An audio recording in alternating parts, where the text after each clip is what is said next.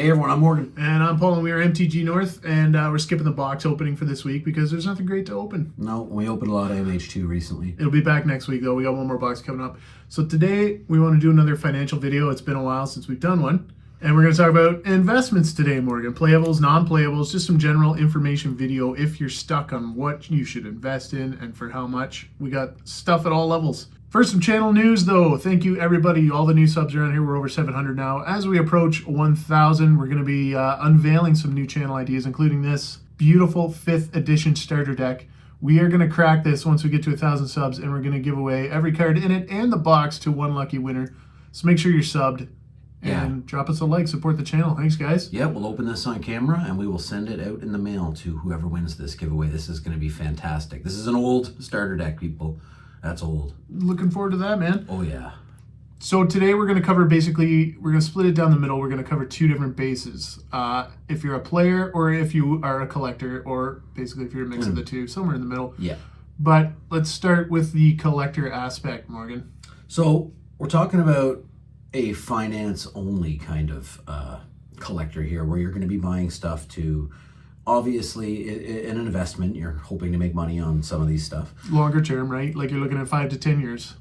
So if you're going to be buying for finance only, we're going to recommend that you buy near mint cards only for ease of liquidity. That's going to be the only reason there. So liquidity is a big thing we took into account for this. Yes. So I mean, you could have 100 heavy played cards that nobody wants. It doesn't matter how much they're worth. If nobody wants to buy them, you're not going to sell them. If it's a non-played card, right? Like, exactly. So we tried to think of stuff like that. Let's start right at the top then, buddy. Okay, so Power 9. Solid investment still. Can't go wrong. This is really the top of the food chain, right? Yep. Magic's direction as far as financial goes, you're going to really start, you're going to watch what the Power 9's doing. That's our Ancestral Recall from Unlimited. Beautiful. We love it. It was our first piece of power. That's an easy one, though. That's a cop-out. Everybody knows you have Power 9. Next, we'll drop the monetary bar a bit here. Second of all, of course, another almost gimme is playable reserve list. Everybody knows about it now. Yep. You can look up on websites stuff like Scryfall. You can check out what are the most played commander cards that are on the reserve list. You can enter variables like that. Check it out if you haven't before. Number 1 is Mox Diamond. Number 2 is Wheel of Fortune. This guy's going to be on there too. He's up there. Those are pretty much safe bets, right? Yeah. Commander's the most popular format. They're not reprinting these cards. It's a safe lock. Unless for some strange reason this gets banned in Commander. I can't see a price drop on this bad boy anytime soon. In fact, Paul and I had a friend at the game store, and he offered us one of these for $400. And in the parking lot, hastily, we were like, $400, that's crazy. No one's ever going to pay $400 for a cradle. If we could count how many times we've had non-buyer's remorse. Do you remember that day? No, I don't remember that day. In the parking lot at the store, Greg's store. Tabletop. But yeah, great investment there. Which brings us to basically number 3 through what? 13 on the list of top reserve played cards, man. Duels are the way to go. And this is where it starts to gray from collector to player. Okay. Right. These are excellent in near mint. Always a great pickup in near mint. It's not too late. They're still going up. They're going to keep going up. Yep. Reserve list. Island's pretty high, Morgan, but the scrub land back there, you can still pick up for a few $100. Yeah. Right? Near mint 500, 400? Yeah, around there. Canadian. Yep. We're Canadian. It's a Canadian channel. So, dual land, safe investment. And like Paul said, we're into that gray area now where you can buy played copies of duels to play with, and they're still an investment. However, if you're finance only, you're going to want to pick yourself up near mint copies for ease of liquidity, like we said. Then, or you could grade them eventually too. Absolutely. Right? But then you're at the top of the food chain when it comes to this card.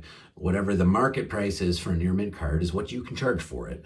If you start getting into light play stuff, then you got to really adjust your price based on the condition of the card, which is hard for some people to do. A bit. It depends on the card too, though, right? Yes. Light play dual lands, great investment.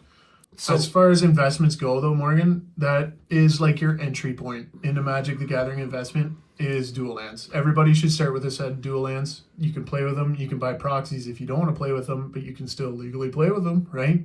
Yeah. I would highly recommend everybody get a set of dual lands while you still can. Talking about your entry level. You remember when we bought this set of the Dark, Paul?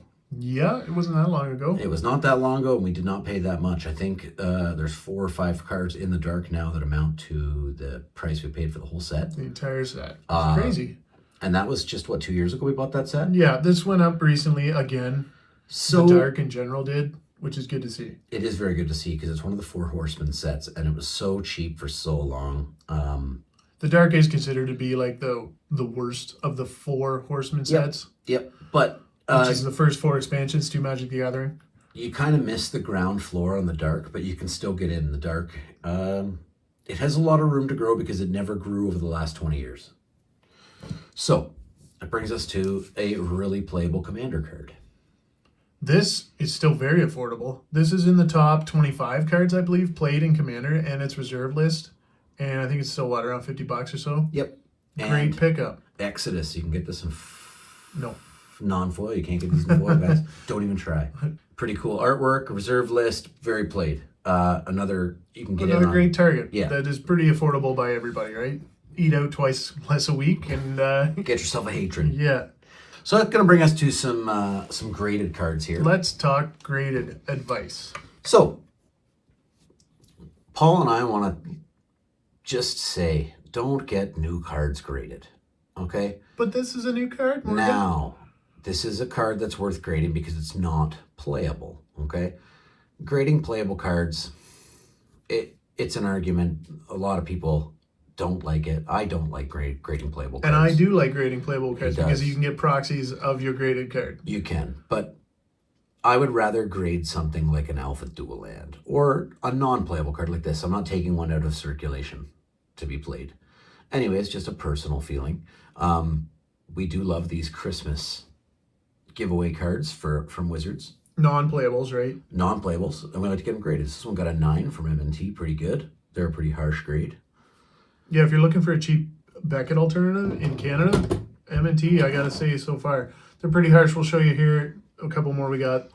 It is a foil. The edges were low on that one too. Yeah, the surface we got nailed on the surface. Yeah, for sure. So it's our second top deck. We got an 8 on that one. That was our very first one that we had graded. The 9 we got second. And here's another cool one. We got the Toy Workshop. Personal favorite of mine. Paul really likes this one too, yeah? Oh yeah. Mishra's Toy Workshop. They're nice cards. And like I said, they're worth getting graded if you can do it cheaply, in my opinion. I wouldn't send an 8 to BGS or PSA. It's not worth No, the and cost to grade it, right? The edges. yeah, Oh my God, the edges. terrible. Okay, so this is one of the things you got to be aware of when you're grading, right? Unless you're getting a 9 or higher, you're spending money just basically to authenticate the card. Yep. Because you won't get a premium on an 8 or an 8.5. You'd have a minimum 9 to get a premium. 9, 5, and a 10. If you get a 10, man, that's a premium all day long on a good card, right? But you got to be certain. Yeah, absolutely. Like I said, go over it well, because anything, even if it's something tiny that you're like, oh, it's not going to matter. Trust me, it matters. It matters. Yeah. Which brings us to some other stuff that maybe shouldn't have got graded. So we didn't grade this fork. We bought it like this, We picked it up super cheap. but this edge is terrible. I would have looked at this and been like, no way I'm setting that in for grading. That's Yeah. bad. But look at that at the bottom there. You used to be able to cruise eBay and find cards like this for super cheap. If Biff Ifrit from Revised, the misprinted one, we got But they're all misprinted, so it's not misprint. a Hurloon Minotaur. That's true. A Hurloon Minotaur from Unlimited and a PSA 8 Lord of Atlantis from Revised. Guys, we picked these up 2 years ago for $32 shipped to my door. So you can't really find that anymore because the cost of grading has gone through the freaking roof and it's ridiculous. Even back then, I bet you it cost more than $32 to grade those 3 cards. But now you just don't find them anymore. And this was part of that, right? That's Right. why we bought this card. Nowadays, yeah, you're not getting a premium. Yeah, Be and very careful when you're grading. Paul and I won that on an eBay auction. Those 3 graded cards. It was nuts. Yeah. So that was pretty cool. All right, so we got the fork. 7.5 doesn't hold a premium. It's just an authenticated. And what's worse than a 7.5, Morgan? A 7. No, a 6. Oh no! Some lucky guy's gonna get this. We are giving this away in our last box opening of Modern Horizons 2. All the details are in that video. Check it out if you have not yet. We've got about a week to go, so get in there quick. I mean, even if you want to know what it's like to crack a slab open, here's your opportunity. Yeah, if you ever wanted to try your hand at using side cutters to bust open a plastic case. Without damaging it. I've watched people crack these open. I've never done it myself, but yeah, we'll give somebody the opportunity maybe, unless you want to keep it. But somebody's getting it for free. Stick around, hit the sub button if you're new. We do lots of giveaways, especially as we get near 1,000 subs. Stoked for that. Which brings us to our last and final point of the video. So, everybody should pay attention. We saved the best part for last. This card here, about 2.5, 3 years ago. A beta, Century Vampire. We picked it up for $8. Yeah. Okay? And the guy looked at me like I was nuts when I was buying this vampire for $8. This beat up, junky looking vampire. Yep. He's like $8. The condition. I'll take $8. It's terrible, blah, blah, blah. But the passing of time is a strange thing, folks. Very. So, I was talking to Morgan earlier about this. A lot of people, when you see an 8th or 9th, like, iconic card in a foil version, like Wrath of God, or Sarah Angel, or City of Brass, any of those cards, they've been worth nothing for so long that most people ignore them. But they, as 7th edition really sets the trend on those prices, as that keeps going up, I'm telling you, 8th, 9th, all those residual sets, they're going to keep going up. That's right. On the more iconic cards. And when you're talking foils, there wasn't a lot. The foil pull rate back then was not the same as it is today. Yeah. You couldn't buy a box full of foils. But even comparing it like to the non-foil beta Senjir, right? Yep. A lot of people thought that card was not very good for a long time. Yeah. And now that you can't find beta cards anywhere, it's just gone nowhere but up. Yeah, the price of that thing is a lot more than $8 nowadays. It's an iconic card, right? Yep. Like the foils we just talked about. And that paves the way for stuff like this. Yeah, it's a holy strength. Who cares, right? But it's a beta. Or no, sorry, that's an alpha. That's an alpha. And it's super off-centered, but who cares? It's an alpha card. Right. And you can still get this stuff kind of cheap. Eventually, a card like that in the near future is going to be $50, $60, right? Good luck finding one. Yeah. That's the other thing. If you want one, you can't find it. What are you going to do, right? You're going to pay what it's... You're going to pay what... Yeah. When you do find it, you're going to pay what the guy wants, right? Especially if you're collecting a set. So that's cool. We got that alpha holy strength. And here's another little cool gem. It's in really good shape.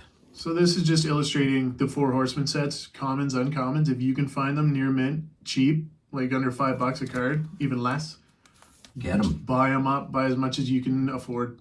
Look at the surface on that thing. In really good shape for its age. Yeah. Whatever you can find in the 4 Horsemen, get them. Get them, because you know what? You'll regret not getting them. Kind of like that guy's cradle in the parking lot for $4. Exactly. The moral of the video is... buy the cradle in the parking lot. Exactly, because someday it's going to be worth way more. All this stuff right now that you might think, it's not as good, I'm going to save up and buy something else. Yep. Don't pass up the opportunity to buy it cheap while you can now. That's right.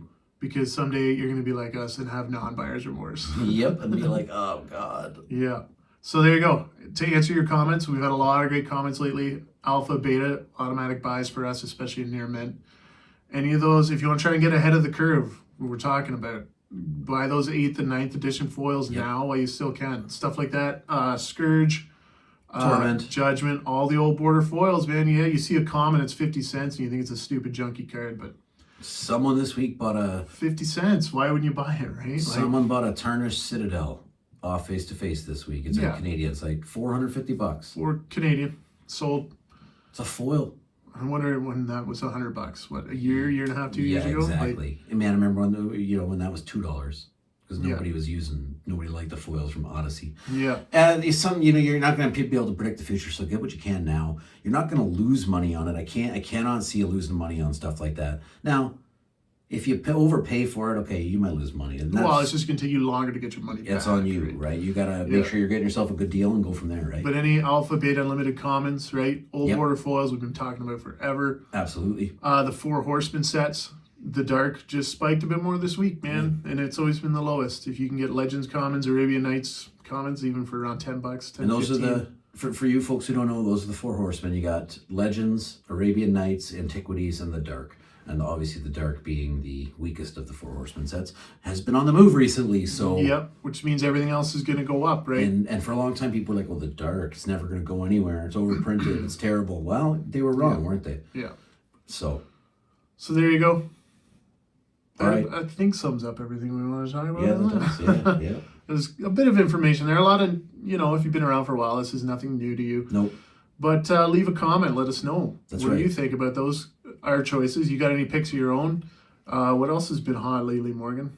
Not too many people watch this far in the videos. This is where we give the good stuff. Oh, yeah. The sealed boxes of special things like Anthology and stuff. Yep. That stuff's been going up like crazy. I bet you From the Vault's going to keep going up. From the Vaults will keep going up. Yeah.